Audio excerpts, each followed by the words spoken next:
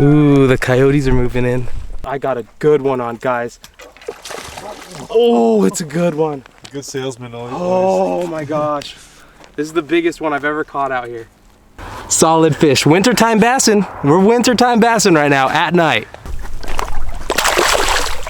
If you guys are curious about catching bass at night in the wintertime, this video is for you. So yeah, I just got off work. It's about 5:30 right now. I hit up Dylan. He's gonna be joining me tonight on this trip. Like I said, if you guys are interested in catching bass at night, Dylan and I are out to do it. What's up? Just got out of work, literally like flew over here in my Nissan. And as soon as they ever told me, I was like, dude, I'm going. Closing up work and coming over here.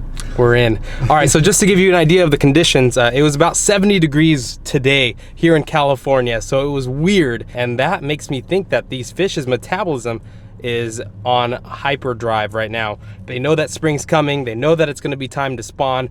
They know that they need to feed up because it's going to be a lot of energy that they're going to use to spawn, and it's going to be the bigger fish that bite. We have had some moonlight as well, so that's been good. They're used to feeding at night, but this pond doesn't have much to eat at night, so let's go get them, guys. I think our chances are really, really good. Right now it's 65 degrees and it is 6 o'clock at night. Gosh, that's unheard of, and the conditions are perfect. Oh gosh, I'm so excited. So this could be either a great success or a great failure. I got night vision on this camera, so let's go test it out. All right, guys, we made it to the spot. So I don't know if you guys can see this, but there's all these crawfish. Since it was nice and warm today, looks like they've gone out of their hibernation. There's quite a few of them right here.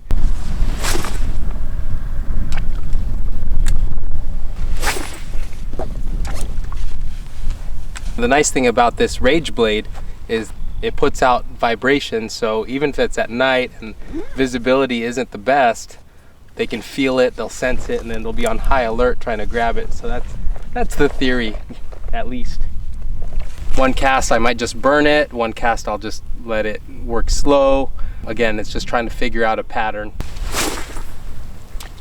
And usually when they bite this bait, it actually starts to feel really spongy, and then you can really set the hook on them. So when you know it's in their mouth and they're kind of swimming towards you. Gonna try relocating a little bit. Nothing on this spot.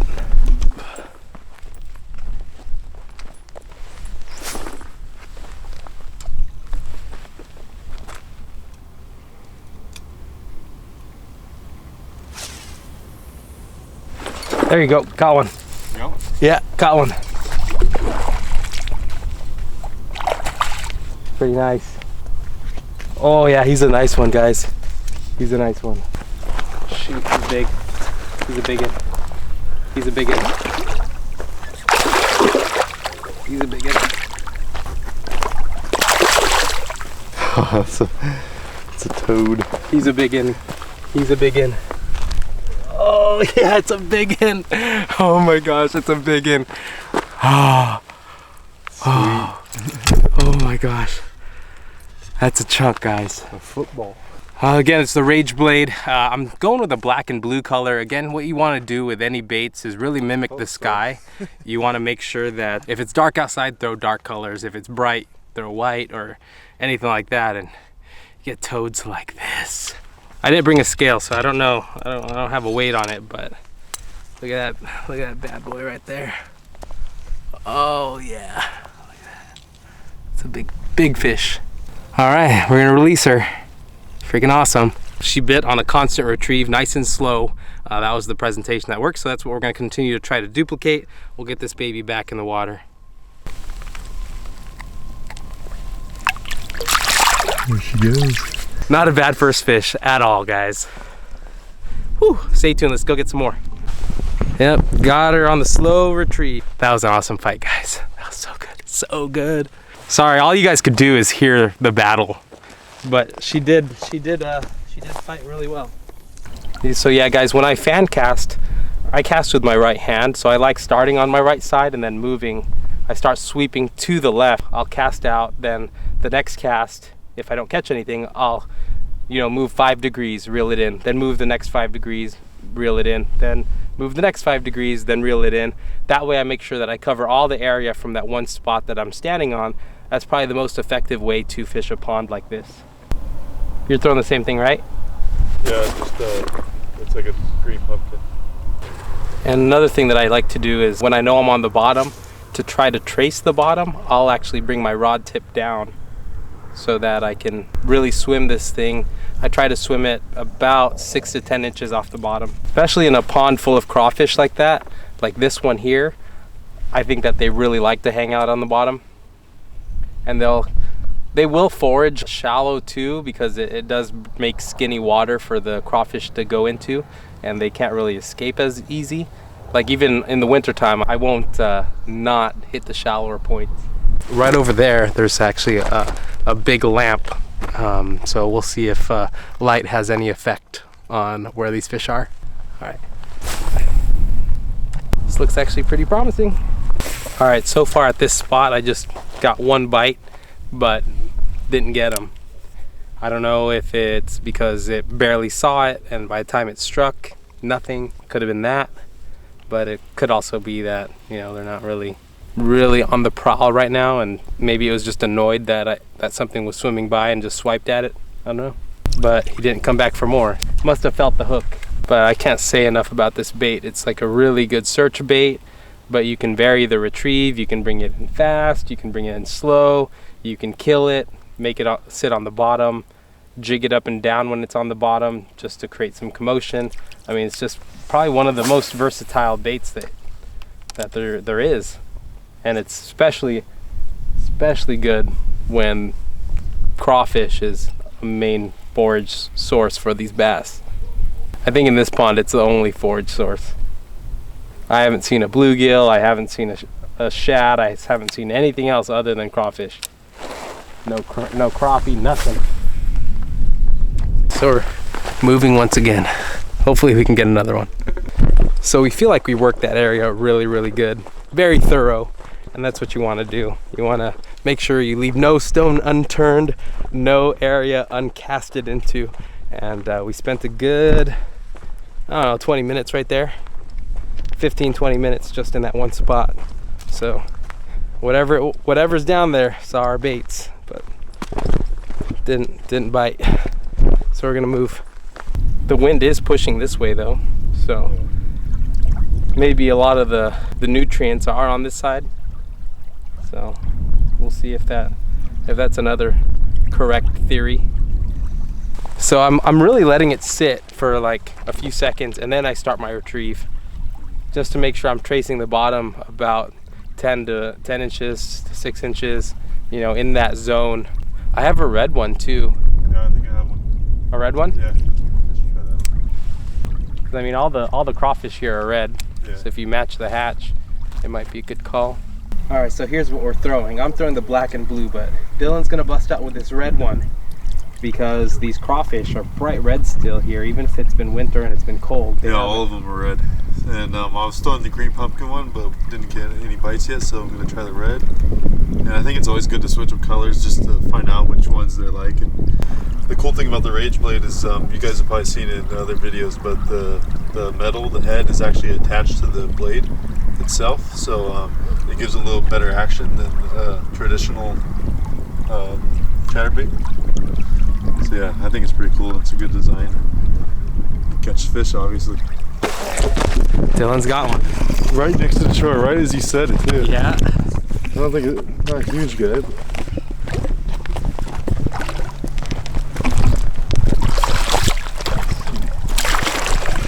That was a good one. They're all good.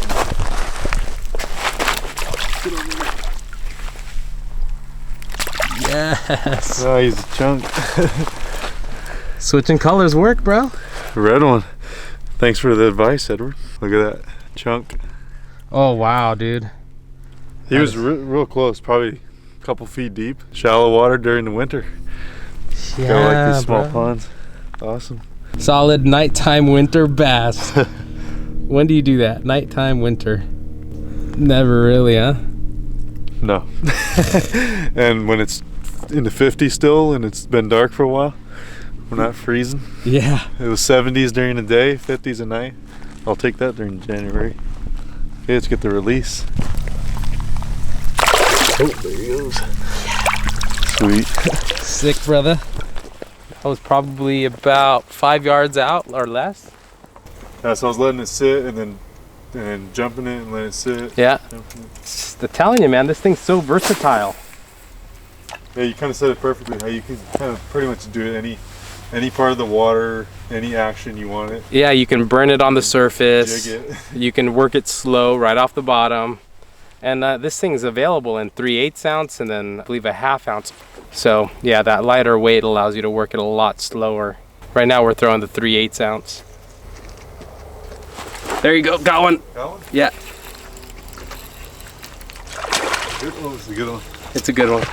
I keep saying good one, but they're all good ones. So Just keep the pressure on them. Control the head. Oh yeah, he's a flopper.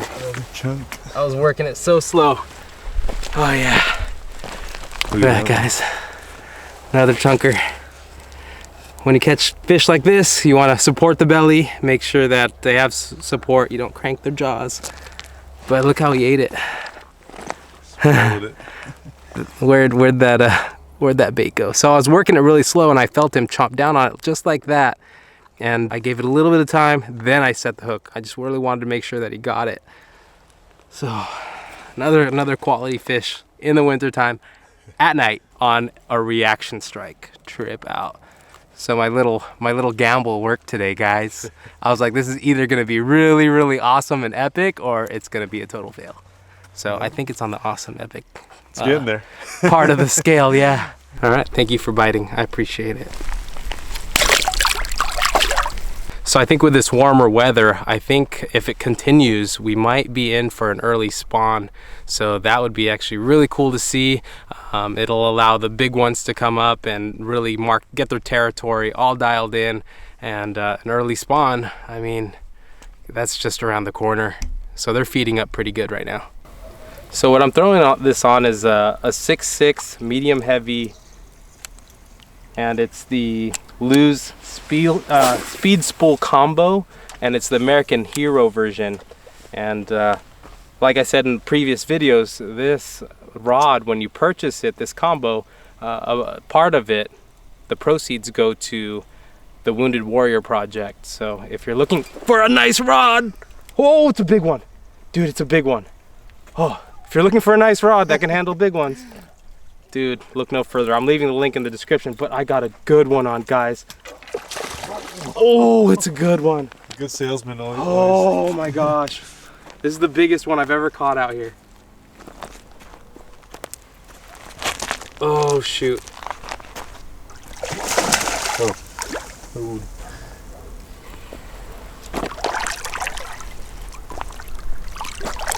Help. Want me to get it? Yeah.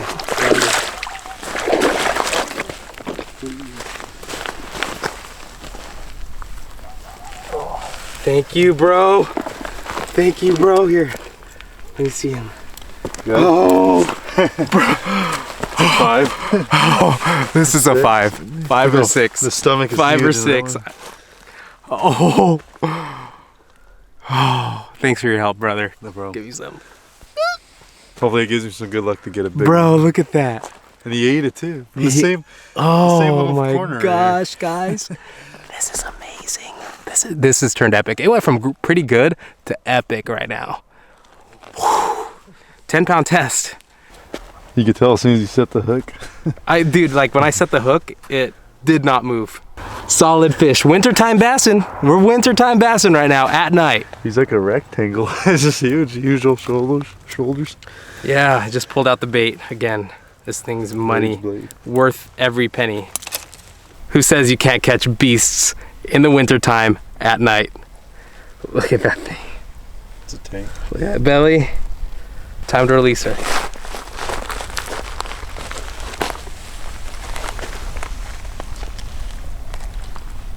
Oh yeah. Look at that.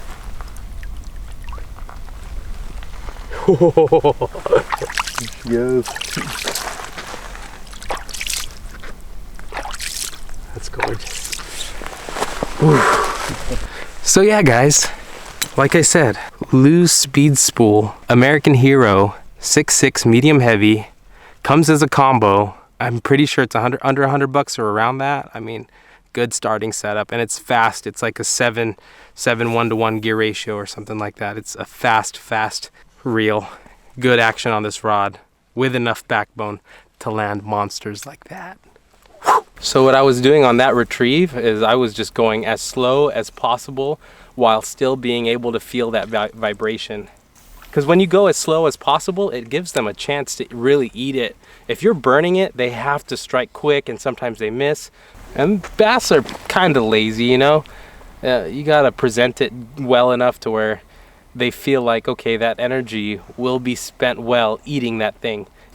That's another thing I really love about bass fishing, is it's really tranquil, but at the same time, your senses are so heightened to feel any bite, any nibble. So it's a combination of two totally opposite states in the spectrum. You're really excited, amped, heightened, but at the same time, it's tranquil. So that aspect really trips me out, but that's one thing that I really enjoy.